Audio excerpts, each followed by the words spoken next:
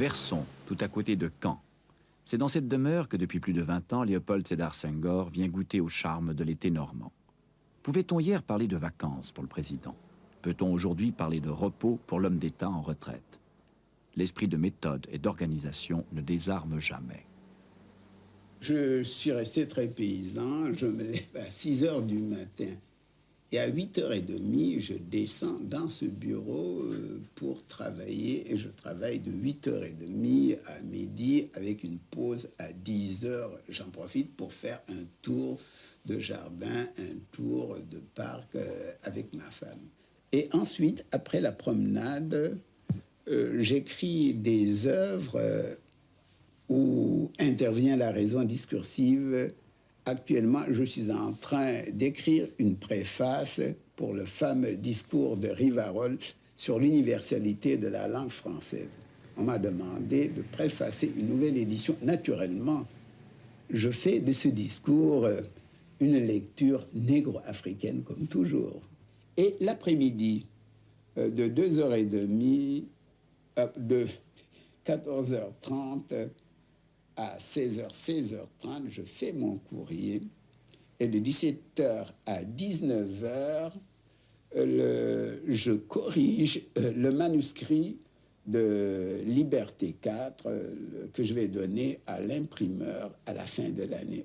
C'est grâce à cette variété de mon programme que je peux être efficace. Vous n'avez jamais vu l'angoisse de la page blanche? Devant une dissertation, devant un discours discursif, oui, mais pas devant un poème. Et votre inspiration vous tient compagnie à coup sûr chaque matin.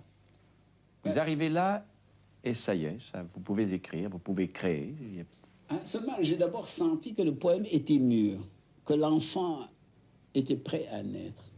Le premier jet est très rapide. Je ne réfléchis pas. Je ne me demande même pas qu'est-ce que je veux dire. C'est après seulement qu'en me relisant, je découvre ce que je voulais dire.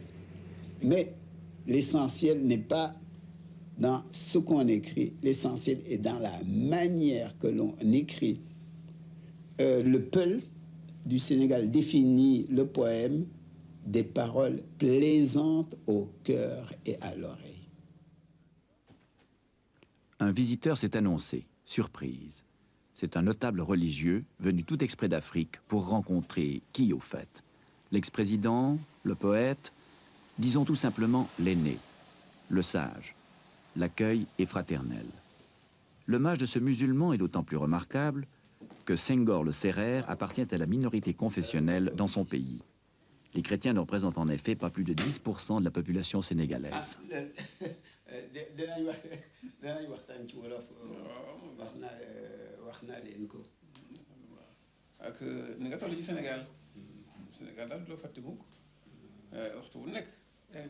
On s'entretient en Wolof. M. Senghor prête une extrême attention aux propos de son hôte. La courtoisie africaine trouve comme un cadre naturel dans ce décor emprunté à une autre noblesse, celle des ancêtres normands de Madame Senghor, propriétaire de cette demeure. Léopold Senghor a dû attendre plus de 20 ans pour pouvoir épouser religieusement Colette Hubert, sa seconde femme. Au terme d'un long procès devant les instances ecclésiastiques, son union avec Ginette Eboué, la mère de ses 2 premiers fils, fut déclarée nulle par Rome. Le fait n'est pas fréquent dans l'Église catholique.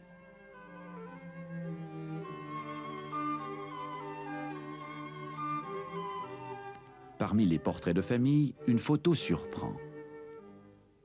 La voici. J'ai laissé la photo du Shah d'Iran pour montrer que je suis fidèle à mes amitiés. Mais après la chute du Shah d'Iran, j'ai dit que je ne le reniais pas, que c'était mon ami. Il n'était pas parfait, mais son grand mérite avait été de vouloir moderniser l'Iran. Avez-vous été un peu scandalisé par une sorte de trahison dans l'amitié dont ont fait preuve un certain nombre de personnes, avec par exemple le Shah d'Iran? Ah, mais bien sûr, je suis toujours scandalisé par la trahison.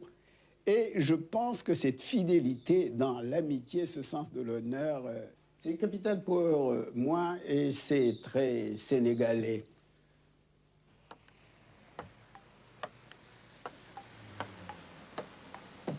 Fidèle à lui-même, M. Senghor, lorsqu'il s'accorde un moment de détente, choisit des loisirs actifs.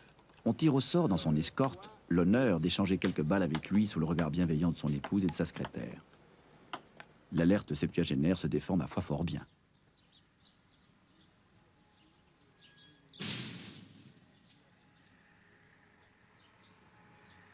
Il y a une chose que vous aimez beaucoup en Normandie, m'avez-vous dit, c'est la lumière. Ah, c'est la lumière. Pas la lumière du mois d'août, mais la lumière de septembre, une lumière transparente. Et entre 18 et 19 heures, nous sommes là, sur la pelouse. Et si vous voulez, je regarde la lumière et je suis heureux. Et je m'imagine que la lumière du paradis doit être de cette qualité. Naturellement, comme toujours, je fais le rapport entre la transparence de la lumière au Sénégal après la pluie d'hivernage et la transparence de la lumière en Normandie en septembre. Et il y a quelques 4500 kilomètres qui nous séparent et qui nous unissent en même temps. Le 7 juin 1981, coup de tonnerre dans le ciel bleu. Philippe, le fils chéri, l'enfant unique de Colette, l'aimé, Philippe meurt à Dakar après un accident de voiture.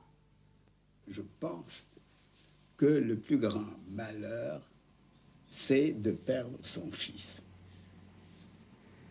Aucun mot ne peut consoler. Heureusement que nous sommes la foi, que nous avons la foi, que nous sommes des chrétiens. Et le Christ nous a promis la résurrection. Et c'est cela qui nous console. Et d'autre part, j'écris pour perpétuer la mémoire de Philippe. Ma femme garde le poème, le manuscrit, toutes les versions du manuscrit, et actuellement, elle est en train de réunir les souvenirs de Philippe, et c'est la plus grande consolation. Ce sera la plus grande consolation pour elle. Hors de ce fait que nous espérons le revoir au jour de la résurrection des morts. Il n'y a pas eu une trace de révolte chez vous lors de la mort de Philippe? Si, naturellement. Et vous vous en apercevrez en lisant le poème. Quand le médecin nous a dit « il n'y a plus rien à faire », ma réaction, ça a été dit « ce n'est pas possible, mon fils n'est pas mort ».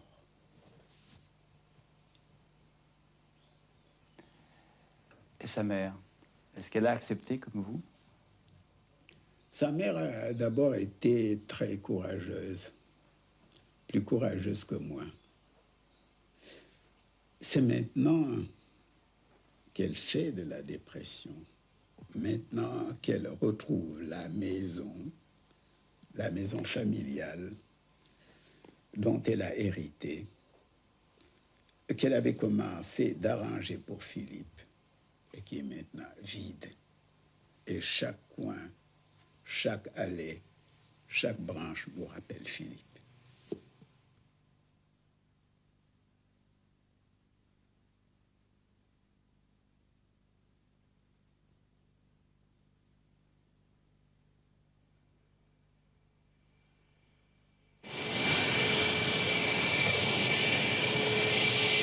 Dakar, un jour de décembre 1981. C'est la bonne saison. Monsieur et Madame Senghor regagnent la terre d'Afrique. Cissé Dia, le président de l'Assemblée nationale, qui vient, lui, de perdre subitement sa fille, s'avance pour accueillir son vieux compagnon. Leur accolade sera très fraternelle.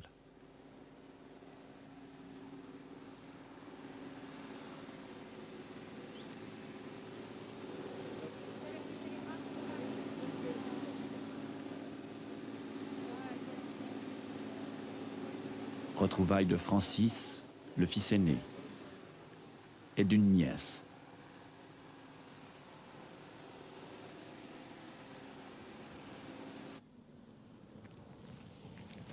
Ce n'est plus la grande escorte présidentielle, mais la gendarmerie est encore là. Léopold Sédar Senghor va retrouver sa villa située dans le quartier de Fann, face à l'océan. Les Sénégalais ont baptisé l'édifice les Dents de la Mer. Cet emprunt populaire au cinéma contemporain n'a pas déplu au poète propriétaire qui semble reprendre à son compte ce titre de film pour désigner les lieux.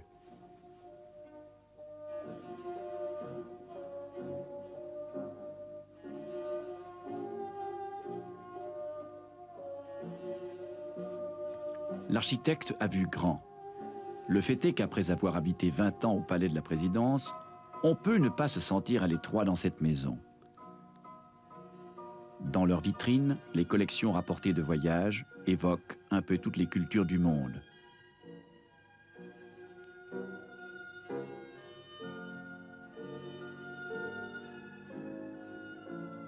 L'Afrique y tient une place de choix. Ceci est le bureau intime du poète. Il est situé à l'étage. Le maître y travaille, mais n'y reçoit pas. Je sors peu. Vous voyez, comme j'ai de l'espace dans ma maison de Fann, je me promène dans le jardin, je me baigne, mais je sors très peu. Je sors très peu, pourquoi? Parce que, ayant été président de la République du Sénégal et voulant vraiment prendre une demi-retraite, je veux avoir du temps pour travailler. Comme j'ai eu souvent l'occasion de le dire, c'est par hasard que je suis tombé dans la politique. Quand j'étais élève au lycée Louis-le-Grand, mon ambition, rien moins, c'était d'être professeur au Collège de France et poète. Et actuellement, étant tombé en politique, étant entré en politique, comme on entre en religion, évidemment, j'ai dû renoncer à mes ambitions universitaires, bien que j'ai été professeur de linguistique négro-africaine pendant 15 ans, n'est-ce pas, dans le cadre de l'université de Paris. Mais enfin, l'essentiel, je voulais être poète et j'ai été poète et je continue d'écrire des poètes. Pour moi, c'est ça qui compte. C'est l'œuvre littéraire, c'est pas l'œuvre politique.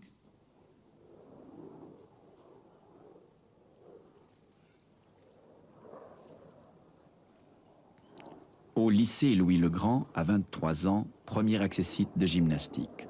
Un bon demi-siècle plus tard, la forme est entretenue.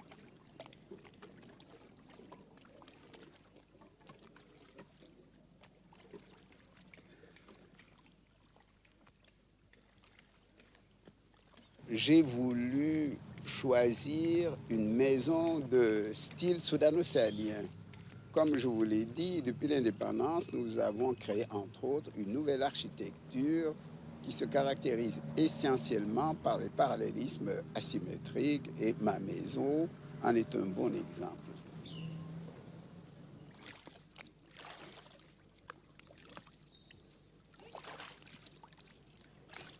Et voilà. Voilà. C'est gagné. Combien de tours? 10. Tous les jours? Ah non, en général, je fais 15. À l'âge de 70 ans, je me suis dit quand même, avec toutes les économies que j'ai faites, je vais en empruntant me construire une maison pour ma retraite. Vous avez dû vous endetter? Mais bien sûr. Vous avez des soucis de retraité comme tout le monde, alors? J'ai des soucis de retraité comme tout le monde. Heureusement, n'est-ce pas, que j'ai une pension je reçois une pension substantielle de l'État français. Plusieurs mandats de député à l'Assemblée nationale, 15 années d'enseignement supérieur, une retraite de chef d'État au Sénégal, la première du genre en Afrique probablement, le poète ne travaille pas par souci matériel. Du rentier, on ne lui connaît pour l'instant que le rite d'arroser les fleurs de cette terrasse, près de son bureau. Vous m'avez dit, en Europe, je ne peux pas travailler. Qu'est-ce qui se passe en Europe? Mais en Europe, j'appartiens d'abord à plusieurs sociétés scientifiques, à plusieurs académies, et je suis tout le temps sollicité pour écrire un article, faire une conférence, participer à un congrès, à un colloque, tandis que ici, on sait que j'ai pris ma retraite. Je reçois 2 ou 3 personnes chaque jour sur rendez-vous et je suis tranquille et je peux travailler. Et puis personne n'est prophète en son pays, je ne suis pas une curiosité pour mon pays. Retour l'espace de quelques heures au royaume d'enfance, près de Joal, à 100 km de Dakar. Passant à Ngazebil, nous suggérons à M. Senghor de faire halte à l'improviste, au lieu même de ses toutes premières études. Bonsoir, comment allez-vous? Ça va bien. Vous êtes professeur de latin? Oui. Bon, oui. J'essaie de me retrouver. Ah bon, là, vous aviez... Ça, c'est actuellement le bâtiment des professeurs. Oui, mais ça n'existait pas. Ça n'existait pas. Parce que j'étais ici entre 1914 et 1923. Et nous avions une fontaine au milieu. Et de là où, n'est-ce pas, nous voyons les châtirs venir boire. Ah oui, tout ça, c'est... Et vous? Ça, c'est un vrai serrère, on le voit. Comment vous appelez-vous? Edouard Diouf. Edouard Diouf. Et bien, vous voyez, Diouf, c'est le nom le plus serrère. Fadiout. Fadiout, oui, mais justement, il a le type de Fadiout quand je l'ai vu. Voilà. Mais c'est très bien. C'est très bien. Mais j'ai appris que maintenant, mais on ne peut plus mettre les candidats, n'est-ce pas, au séminaire parce qu'ils sont trop nombreux, mais on n'est jamais trop nombreux, vous savez, pour être un militant. Parce que vous voyez aujourd'hui ce qui fait la grandeur de l'homme et ce qui distingue l'homme des animaux, c'est que l'homme a un idéal. Vous voyez, c'est que l'homme a dans son esprit l'idée de perfection. N'est-ce pas? On le dit, Celi enarrant gloriam Dei. N'est-ce pas? Les cieux racontent la gloire de Dieu. N'est-ce pas? C'est l'univers, c'est l'envers visible de la réalité. Il y a l'envers invisible et il y a toujours des correspondances entre le visible et l'invisible. Et on traduit les sentiments, les idées au moyen d'images. C'est ça le poète. Vous voyez, c'est ça le poète. Celi enarrant gloriam Dei. Et puis, à Joal, c'est la visite à la maison natale, le plus familier des musées, où veille le plus fidèle des gardiens. Seeram. Benoît. Benoît Faye. Seeram Diam. Mrak Diago. Sawa Kër Diam. Mrak Senghor. Diam rek. Senghor. Faye. Jërëjëf Senghor. Jaajëf Sawal. maa ngi la gërëm di la sant. Ah. Depuis 1972. Waaw. c'est commencé la maison lundi le 25 mai 1972. C'est nous qui avons fait tous les tuiles en 1972. Les maçons recimentaient les murs en 1972. Ah, c'est très bien. Ici au puits. Mais on a bougé le puits. Je te suis très reconnaissant. Merci, merci, félicitations. Senghor. Jërëjëf. Senghor.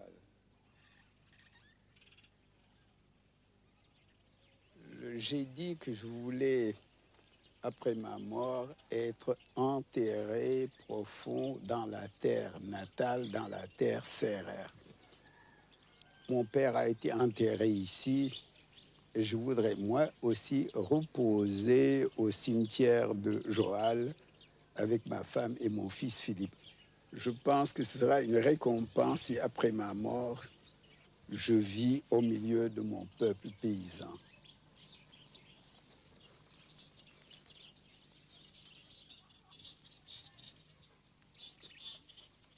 Ici sera bouclée la boucle. Y a-t-il plus beau testament, plus belle prière qu'un poème? Seigneur de la lumière et des ténèbres, toi, Seigneur du cosmos, fais que je repose sous Joal l'ombreuse, que je renaisse au royaume d'enfance bruissant de rêve, que je sois le berger de ma bergère par les tannes de Guilor où fleurissent les morts. Que j'éclate en applaudissements quand entre dans le cercle Teningaré et Tiagoumdiaré. Que je danse comme l'athlète au tam-tam des morts de l'année. Ce n'est qu'une prière. Vous savez ma patience paysanne. Viendra la paix, viendra l'ange de l'aube, viendra le chant des oiseaux inouïs, viendra la lumière de l'aube. Je dormirai à l'aube, ma poupée rose dans les bras. Ma poupée aux yeux verts et or, à la langue si merveilleuse, la langue même du poème. Voilà, Monsieur le Président, votre vie aujourd'hui et la poésie, nous en parlerons tout à l'heure. Mais justement, à ce sujet, vous disiez tout à l'heure à Guy Ackermann que vous êtes entré en politique un peu par hasard et qu'en fait, vous rêviez d'être professeur au Collège de France. Mais vous êtes resté 35 ans en politique. Alors, si vous y êtes entré par hasard, vous y êtes resté par goût du pouvoir, par goût de l'action, pour quelle raison? D'abord, c'est au lycée Louis-le-Grand, quand j'avais pour camarade sur la même table Georges Pompidou. C'est au lycée Louis-le-Grand que nous nous mettions à rêver. Naturellement, le premier objectif était de passer avec succès le concours de l'agrégation. Ensuite, de faire une thèse de doctorat d'État pour entrer au Collège de France. Vous voyez, nous n'étions pas modestes et nous avions des ambitions, mais ce n'étaient pas des ambitions politiques. Et donc, je n'ai pas été professeur pendant 15 ans seulement, j'ai été pendant 10 ans professeur de lycée. J'ai enseigné le français, le latin et le grec. Et pendant 15 ans, j'ai enseigné dans le cadre de l'Université de Paris les langues et les civilisations négro-africaines à l'École nationale de la France d'outre-mer. Et c'est pourquoi j'ai une retraite de professeur de l'État français, mais aussi une retraite d'ancien député. Ça me permet de payer mes dettes, car il a fallu m'endetter, vous l'avez vu tout à l'heure, pour construire ma maison de retraite. Donc, j'étais en 1945, j'étais au Sénégal pour ma thèse complémentaire qui avait pour thème la poésie orale sérère.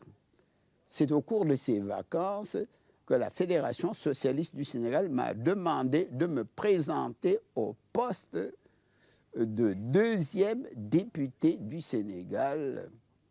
Alors j'ai hésité pendant un mois. Encore une fois, je n'étais pas dépourvu d'ambition, mais mon ambition, donc, c'était d'être en même temps poète et professeur. Pour moi, d'être député, mon Dieu, ce n'était pas particulièrement glorieux. Bon, j'ai été élu en 1945 à 1946 dans l'hebdomadaire Gavroche.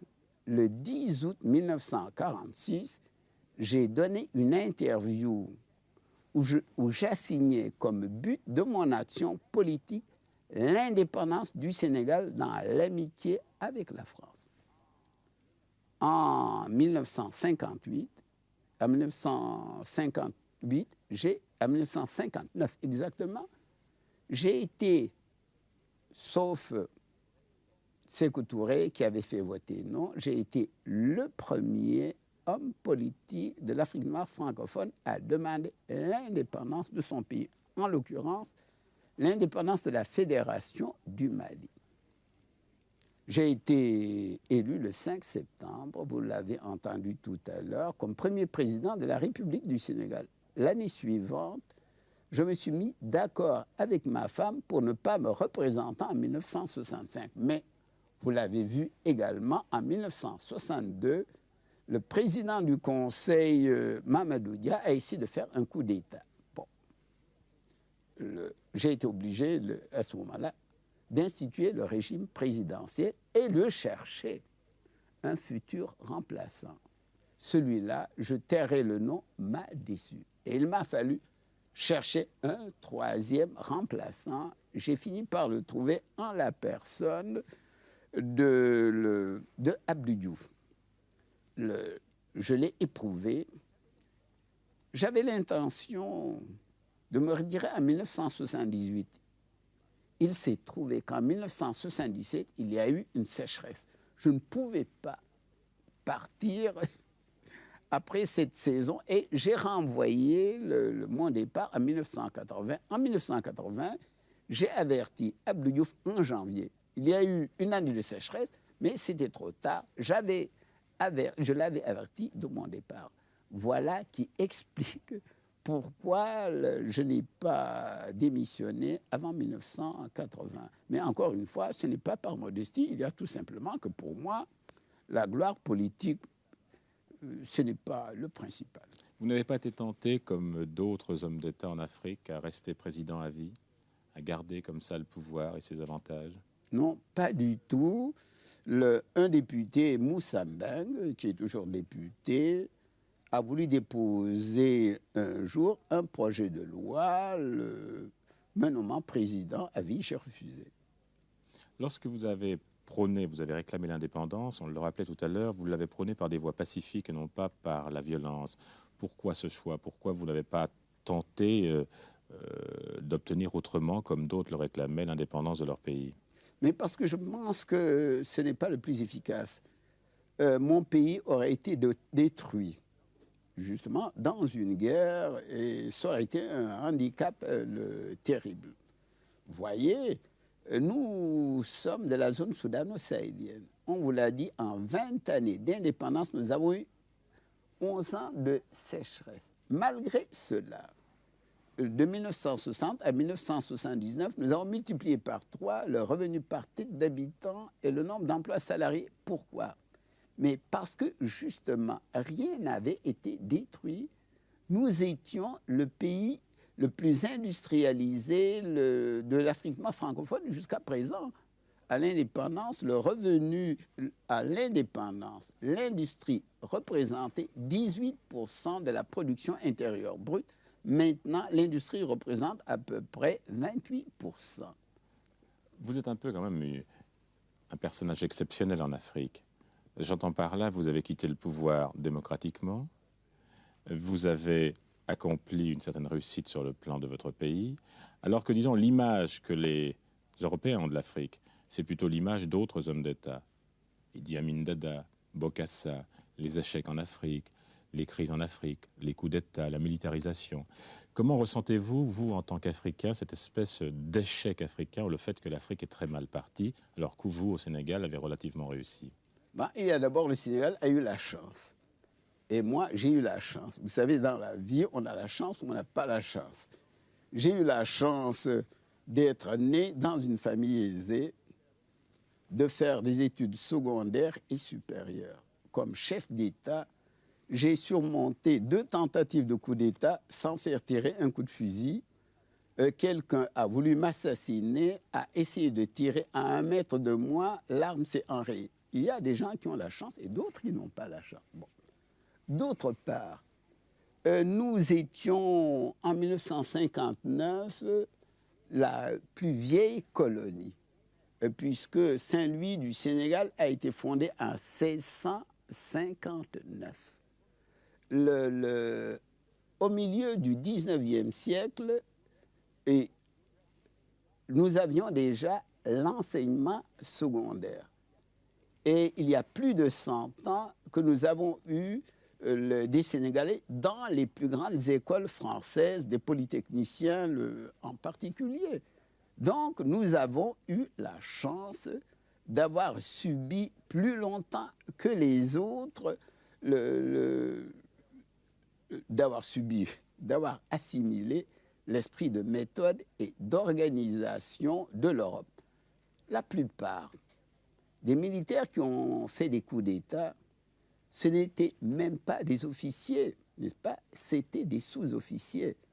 Et c'est l'armée sénégalaise et le corps le plus fidèle de la nation, c'est que justement, très tôt, nous avons eu des Sénégalais dans les écoles militaires françaises. Vous voyez, il n'y a pas de hasard. Les coups d'État, ce n'est pas le hasard. Maintenant, évidemment, superficiellement, l'Afrique est mal partie, comme le disait un agronome célèbre, et on dit, c'est la faute des Africains. Vous voyez ces gens-là, c'est des sauvages, ils n'ont pas de civilisation.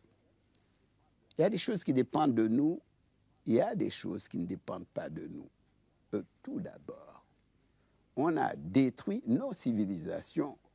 Je vous rappelle que la première civilisation humaine, la première civilisation historique, avec la première écriture est né en Afrique, en Haute-Égypte, dans une Égypte qui était noire.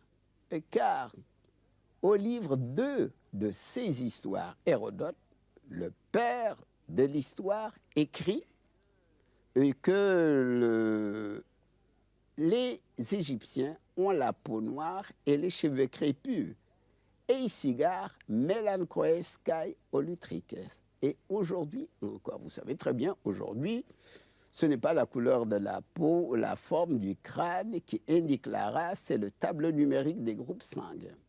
Aujourd'hui, les tableaux numériques de l'Égypte et du Sénégal sont à peu près semblables à 1 ou 2 points près. Et pourtant, l'Égypte a reçu du sang latin, du sang grec, du sang perse, du sang hittite, etc., etc. Donc, et vous savez, aujourd'hui encore, et que l'esthétique du XXe siècle porte la marque de l'art nègre. Et aujourd'hui, la musique contemporaine a été influencée par la musique noire, par le détour du jazz. La danse, aujourd'hui, Béjart, que vous avez vu, est en train de révolutionner le ballet, n'est-ce pas? Béjart, c'est le fils de Gaston Berger, le fondateur de la prospective, était un métis franco-sénégalais. Donc, on ne peut pas dire que nous n'avons rien apporté à la civilisation de l'universel, mais ce qui nous a ruiné, ce qui a ruiné notre culture, c'est la traite des nègres, qui a duré 3 siècles et demi. Les spécialistes ont calculé qu'en 3 siècles et demi, 20 millions de Noirs ont été déportés aux Amériques. Et comme il y avait pour 1 million de déportés, pour un déporté 10 tués, il y a eu 200 millions de morts. C'est le plus grand génocide de l'histoire. Donc, voilà, n'est-ce pas, notre handicap au départ. Mais soyons sérieux. Examinons objectivement les résultats. Je vous ai dit tout à l'heure que nous sommes un pays pauvre. Nous avons eu 11 ans de sécheresse sur 20 et malgré ça, nous avons multiplié par 3 le revenu par tête d'habitant. Ce n'est pas rien. D'autre part, mais le Sénégal est un peu une exception. Le Sénégal, la Côte d'Ivoire, bon, le le Nigeria. Sénégal et la Côte d'Ivoire parce que nous avons eu la chance, n'est-ce pas, d'avoir eu plus de cadres que les autres. Est-ce que ça n'est pas aussi, si vous me permettez, je dirais un choix de régime? J'entends par là, vous avez adopté un socialisme très modéré. La Côte d'Ivoire a adopté une voie, je dirais, d'un capitalisme libéral. Est-ce que c'est une des explications à vos yeux? Je crois que c'est une des explications. Par exemple, actuellement, si vous regardez les pays les plus prospères, voyez la Tunisie, le Maroc et en Afrique noire, le Sénégal, la Côte d'Ivoire, le Cameroun, le Gabon. Ce sont des régimes qui se réclament du socialisme démocratique ou du capitalisme libéral.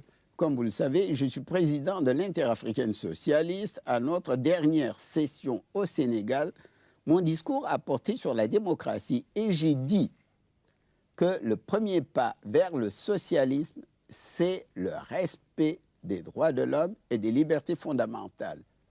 Le deuxième pas, c'est l'établissement d'un régime multiparti, n'est-ce pas, avec la séparation des pouvoirs. Vous me direz qu'en Côte d'Ivoire, c'est le parti unique, qu'au Cameroun, c'est le parti unique. C'est le parti unique pratiquement partout, à l'exception, effectivement, du Sénégal. Oh non, non, non. Non, mais enfin, disons, je parle d'Afrique francophone. Dans l'Afrique francophone, oui, mais, car il y a un mais.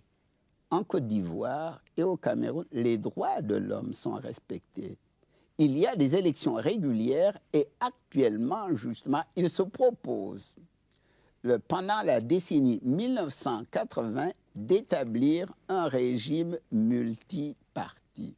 Vous pensez que la démocratie de type occidental, justement avec les régimes multipartis, peut intervenir progressivement en Afrique au cours de ces prochaines années?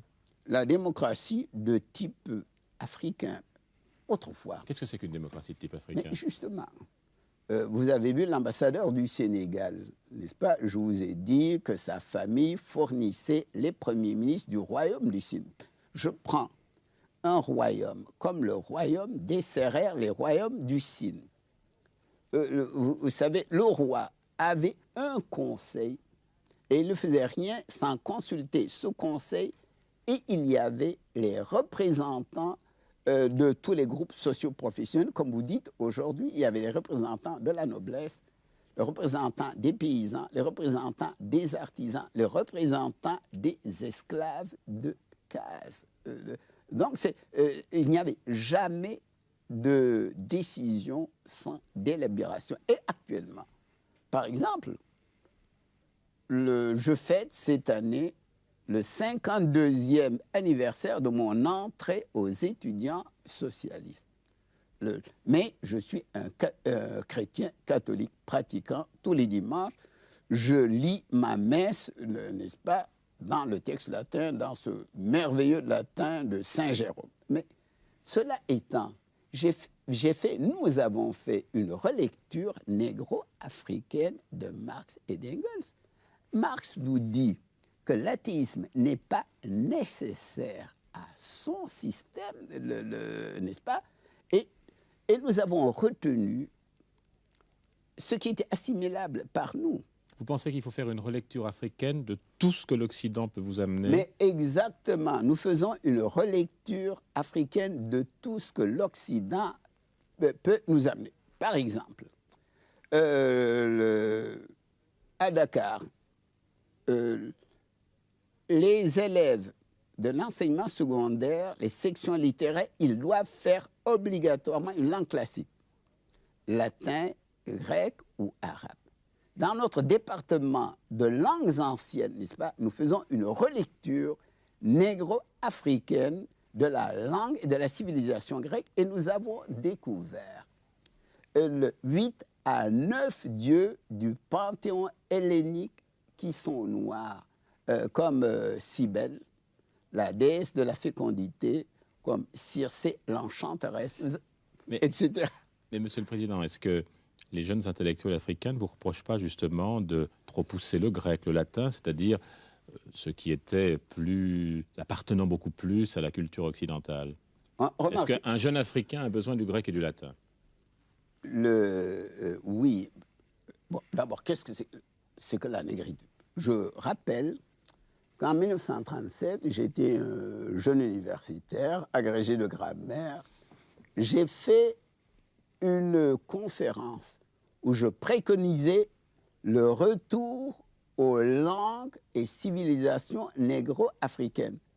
Mais aucun intellectuel ne m'a approuvé. Ils ont réagi en disant « Maintenant, il est professeur de latin et du grec et il nous ramène aux langues négro-africaines. » Mais qu'est-ce que nous défendions? Dans les années 1930, quand nous avons lancé le mouvement, nous disions que le préalable de l'indépendance politique, c'était l'indépendance culturelle, en quoi nous étions opposés aux marxistes-léninistes qui disaient qu'il fallait faire la révolution et tous les problèmes allaient être réglés. Mais comme nous le faisait remarquer notre professeur d'anthropologie dans les années 1930 à l'Institut d'ethnologie de Paris, en nous montrant une map monde, il nous disait, vous voyez, aux latitudes de la Méditerranée, tout autour de la Terre, c'est là que sont nées les premières et les plus grandes civilisations depuis le détroit de Gibraltar jusqu'à l'est de l'Inde, métissage biologique et culturel entre blancs et noirs. Depuis la Birmanie, métissage culturel entre noirs et jaunes. Et il nous citait la Grèce, Sumer, le Rome, les Arabes, la Renaissance italienne. Et aujourd'hui encore, je vous l'ai dit, l'esthétique d'aujourd'hui, c'est une esthétique marquée par le saut de la négritude. Alors, qu'est-ce que nous voulons? Nous sommes conséquents avec nous-mêmes. Nous croyons au métissage culturel, le métissage biologique se faisant tout seul. Nous n'avons pas à nous en occuper. Actuellement, qu'est-ce que nous préconisons au Sénégal? Qu'est-ce que j'ai préconisé? C'est de nous enraciner dans les valeurs de la négritude, n'est-ce pas, en ressuscitant nos langues. Parmi nos 23 langues, nous avons choisi 6 langues nationales. Et nous sommes en train de les expérimenter à l'école primaire. Quand le système sera mis au point, l'élève, la première année, apprendra à lire et à écrire dans sa langue natale. La deuxième année, il commencera le français. Vous voyez? Et aujourd'hui, n'est-ce pas, nous devons, comme le français, notre langue de communication internationale est une langue romane, il faut que la deuxième langue soit une langue d'origine germanique. Les élèves ont à choisir entre l'anglais et l'allemand. Nous sommes pour le métissage culturel. Il faut donc nous enraciner dans les valeurs de la négritude et nous ouvrir aux autres valeurs. J'aimerais, si vous voulez, aborder un autre point avec vous, tout en restant encore sur l'Afrique, c'est le développement de l'islam en Afrique. Vous êtes chrétien, minoritaire au Sénégal, puisque les chrétiens sont minoritaires. Est-ce que vous êtes inquiet du développement de l'islam en Afrique, et notamment d'un certain islam intégriste? Bon, d'abord, une erreur. J'ai dit tout à l'heure que les chrétiens représentaient 10%. Non, les chrétiens représentent 5%. Les musulmans sont 85%. Je ne suis pas du tout inquiet du réveil de l'islam dans les pays du tiers-monde en général, dans le Sénégal en particulier, parce que avec ce réveil de l'islam, il y a également un réveil chrétien, un réveil catholique. Actuellement, le grand séminaire au Sénégal est plein. Je lisais encore dans notre quotidien national que dans un seul diocèse, cette année, où il y a peut-être 100 000 habitants, ils ont ordonné 5 prêtres. Donc, si vous voulez, le réveil de l'islam, comme le réveil chrétien en Afrique, est une réaction spiritualiste contre le matérialisme de l'Occident. Mais quand il prend des formes comme ce réveil de l'islam, comme il peut les prendre en Iran, ou comme il peut les prendre sur un plan politique à travers un homme comme Kadhafi, cela ne vous inquiète pas? Là, on se sert de l'islam à des buts politiques et nous sommes contre ça. Et c'est la raison pour laquelle, au Sénégal, il n'y a pas de problème religieux ou racial. L'autre mois encore, le président de la Fédération des associations islamiques est venu me dire comment il avait organisé des rencontres régulières entre musulmans et chrétiens. Vous êtes très pratiquant. La foi est une chose très importante dans votre vie quotidienne? La foi est une chose importante dans ma vie quotidienne. Je prie, en latin d'ailleurs, n'est-ce pas, le matin au réveil et le soir avant de me coucher. Vous voyez, par exemple, à la deuxième tentative de coup d'État, le soir, je me suis mis à genoux, j'ai fait ma prière et je me suis reposé en paix. À 5 heures du matin, on a frappé à ma porte, on a dit il y a une délégation de l'armée. Je me suis levé, j'ai mis ma robe de chambre, je suis descendu avec ma constitution et j'ai expliqué pendant une demi-heure à la délégation. Ils ont dit, nous avons compris, le problème était réglé. Bien sûr, qui veut la fin, veut les moyens. J'ai essayé d'assimiler l'esprit de méthode et d'organisation de l'Europe, mais il y a la foi. Vous comprenez, les problèmes ne sont pas aussi simples. Et encore une fois, nous sommes socialistes.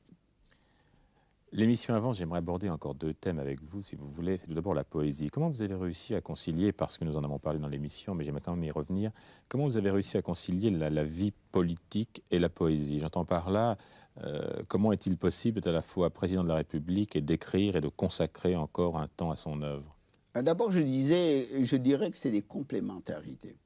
Par exemple, si je n'avais que l'enseignement, ça finirait par être ennuyeux. Alors, quand j'étais professeur, j'avais l'enseignement et la poésie. Et après, j'ai eu la politique et la poésie. Vous voyez, c'est la diversité. Et je pense que si je n'avais pas été un homme politique, j'aurais probablement écrit plus de poèmes, mais je pense que ma poésie aurait été plus gratuite, n'est-ce pas, moins motivée. Et puis, encore une fois, ce que j'ai appris pendant mes 6 années d'études supérieures à Paris, c'est l'esprit de méthode et d'organisation. j'ai toujours été organisé. Vous voyez, par exemple, quand j'étais chef d'État, je prenais de longues vacances. 2 mois et demi. Et pendant mes vacances, j'écrivais le matin, l'après-midi, n'est-ce pas? Je faisais du courrier et je lisais. Et je lis beaucoup en voyage, vous voyez. Et actuellement, j'ai la même organisation et je me cultive aussi de mon corps. Par exemple, même quand je suis en voyage, maintenant je fais la grasse matinée. Autrefois, je me levais à 5h30. Maintenant, je me lève à 6h. Je fais une demi-heure de culture physique et quand je suis à Dakar, j'ai encore le 20 minutes de... Notation comme on a vu tout à l'heure. Exactement. Donc, je suis en bonne santé et je travaille le matin et l'après-midi, je fais autre chose. Vous comprenez? Oui. C'est un divertissement. Vous avez, en tant que poète, été consacré par de très nombreux prix, mais il y a un prix que vous n'avez pas eu, qui est le prix Nobel. Est-ce que c'est chez vous une déception, un regret? Bon, non, en 1969, il a été question de moi.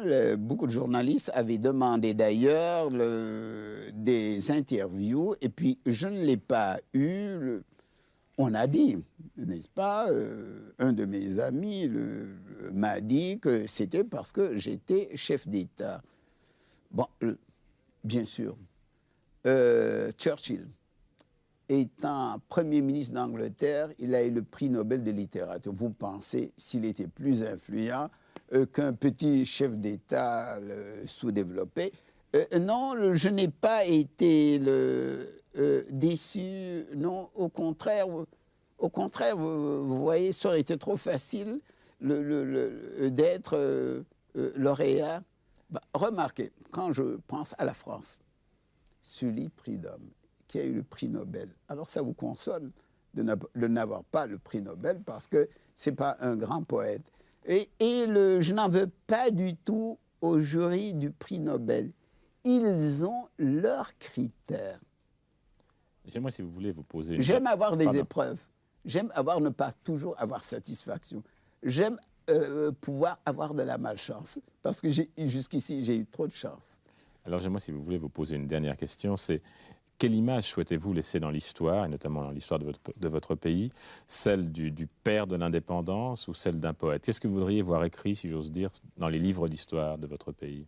Je veux rester dans les livres d'histoire comme un poète. C'est pas une coquetterie intellectuelle, ça? Comme un poète et qui a contribué à créer la civilisation de métissage que sera la civilisation de l'universel. Non, ce n'est pas une coquetterie.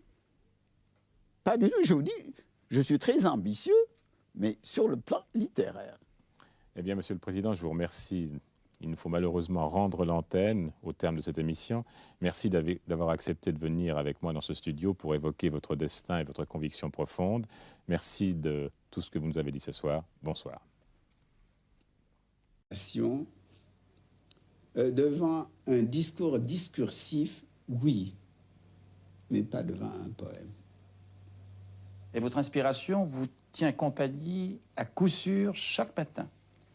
Vous arrivez là et ça y est, vous pouvez écrire, vous pouvez créer. Seulement, j'ai d'abord senti que le poème était mûr, que l'enfant était prêt à naître. Le premier jet est très rapide, je ne réfléchis pas, je ne me demande même pas qu'est-ce que je veux dire. C'est après seulement qu'en me relisant, je découvre ce que je voulais dire. Mais l'essentiel n'est pas dans ce qu'on écrit, l'essentiel est dans la manière que l'on écrit. Le Peul du Sénégal définit le poème des paroles plaisantes au cœur et à l'oreille. Un visiteur s'est annoncé, surprise. C'est un notable religieux venu tout exprès d'Afrique pour rencontrer qui au fait? L'ex-président, le poète, disons tout simplement l'aîné, le sage. L'accueil est fraternel. L'hommage de ce musulman est d'autant plus remarquable que Senghor le Sérère appartient à la minorité confessionnelle dans son pays. Les chrétiens ne représentent en effet pas plus de 10% de la population sénégalaise. danañ waxtaan ci wolof wax naa leen ko. ak ni nga toll ci Sénégal Sénégal daal du la fàtte mukk waxtu bu nekk yaa ngi ci sunu xel. On s'entretient en wolof. Monsieur Senghor prête une extrême attention aux propos de son hôte. La courtoisie africaine trouve comme un cadre naturel dans ce décor emprunté à une autre noblesse, celle des ancêtres normands de Madame Senghor, propriétaire de cette demeure. Léopold Senghor. Et entre 18 et 19 heures, nous sommes là, sur la pelouse, et si vous voulez, je regarde la lumière et je suis heureux. Et je m'imagine que la lumière du paradis doit être de cette qualité. Naturellement, comme toujours, je fais le rapport entre la transparence de la lumière au Sénégal après la pluie d'hivernage et la transparence de la lumière en Normandie en septembre. Et il y a quelques 4500 kilomètres qui nous séparent et qui nous unissent en même temps. Le 7 juin 1981, coup de tonnerre dans le ciel bleu. Philippe, le fils chéri, l'enfant unique de Colette, l'aimé, Philippe meurt à Dakar après un accident de voiture. Je pense que le plus grand malheur, c'est de perdre son fils. Aucun mot ne peut consoler. Heureusement que nous sommes la foi, que nous avons la foi, que nous sommes des chrétiens. Et le Christ nous a promis la résurrection. Et c'est cela qui nous console. Et d'autre part, j'écris pour perpétuer la mémoire de Philippe. Ma femme garde le poème, le manuscrit, toutes les versions du manuscrit, et actuellement, elle est en train de réunir les souvenirs de Philippe, et c'est la plus grande consolation. Ce sera la plus grande consolation pour elle.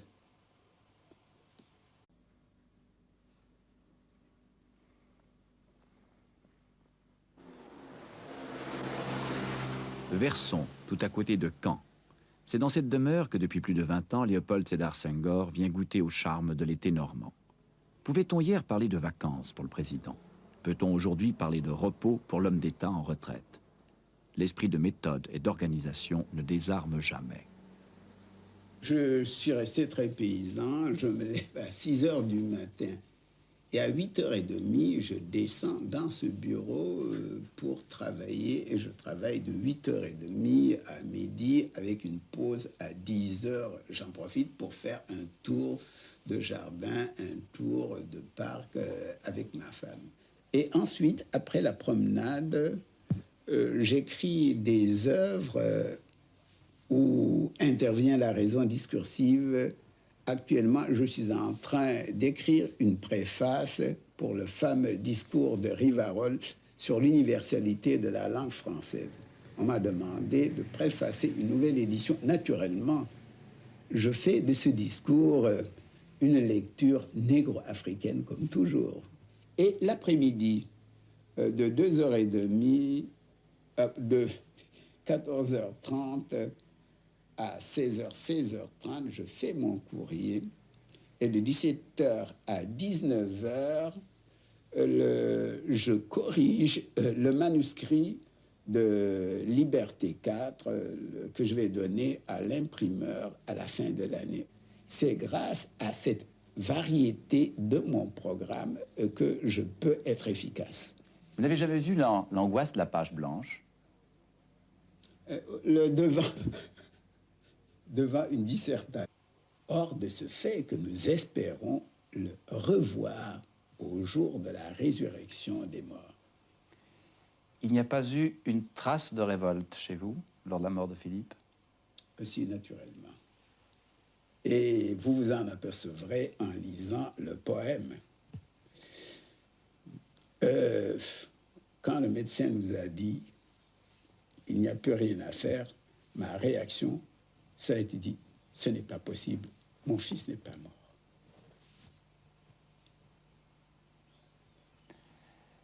Et sa mère, est-ce qu'elle a accepté comme vous? Sa mère a d'abord été très courageuse, plus courageuse que moi. C'est maintenant qu'elle fait de la dépression, maintenant qu'elle retrouve la maison familiale dont elle a hérité, qu'elle avait commencé d'arranger pour Philippe et qui est maintenant vide. Et chaque coin, chaque allée, chaque branche vous rappelle Philippe.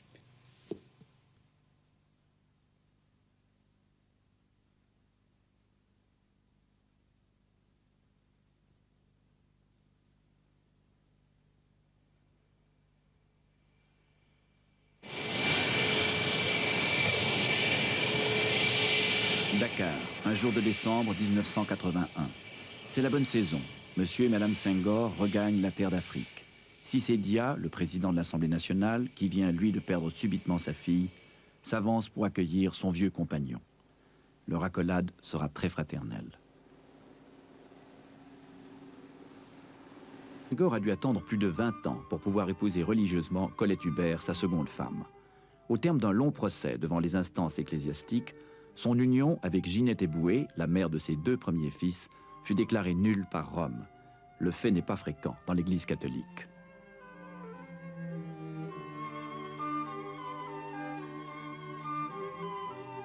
Parmi les portraits de famille, une photo surprend. La voici. J'ai laissé la photo du Shah d'Iran pour montrer que je suis fidèle à mes amitiés. Mais après la chute du Shah d'Iran, j'ai dit que je ne le reniais pas, que c'était mon ami. Il n'était pas parfait, mais son grand mérite avait été de vouloir moderniser l'Iran. Avez-vous été un peu scandalisé par une sorte de trahison dans l'amitié dont ont fait preuve un certain nombre de personnes, avec par exemple le Shah d'Iran? Ah, mais bien sûr, je suis toujours scandalisé par la trahison. Et je pense que cette fidélité dans l'amitié, ce sens de l'honneur, c'est capital pour moi et c'est très sénégalais.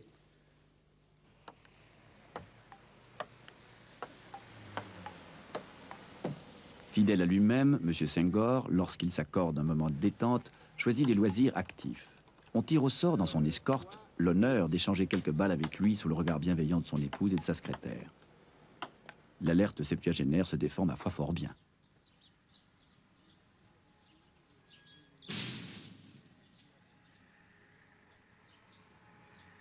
Il y a une chose que vous aimez beaucoup en Normandie, m'avez-vous dit, c'est la lumière.